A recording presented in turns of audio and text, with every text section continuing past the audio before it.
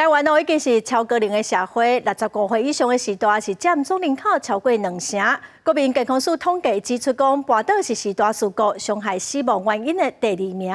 来时代都有一个捌跋倒，时代会当安怎来预防跋倒呢？咱做伙来了解。拄两支拐啊，看看行，就惊搁再跋倒。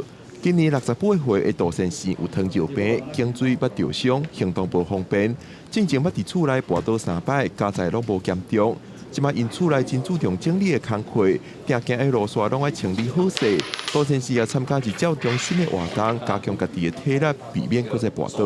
7林口的日照中心，他每天都有做一些作战训练，练习脚的肌力。国民健康署统计，跋倒是时代事故伤害死亡原因的第2名。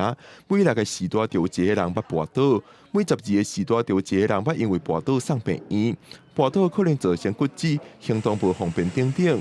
国健署指出，即马台湾进入超高龄社会，65岁以上时代占总人口20%以上，预防时代跋倒是袂使轻视的问题。那长者跌倒这些其实是可以预防的，那就如同我们讲的，至少有3招。哪3招呢？就是要从营养跟运动开始。那第2个呢，就是我们发现85%的长者其实至少有一项慢性病，血压、血糖、血脂的状况，这些都可以避免跌倒的发生。第3个就是所谓的用药安全哦。比较常见的是一些镇静安眠的用药，这是最常见的。那其次是一些降血压药，刚好提到，特别是利尿剂或血管扩张的药物。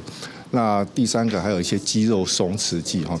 专家提醒，真侪时代有慢性病，一寡慢性病药啊，可能会致使精神无好，骹手袂流利，这寡效果可能会增加跋倒的风险，就要注意。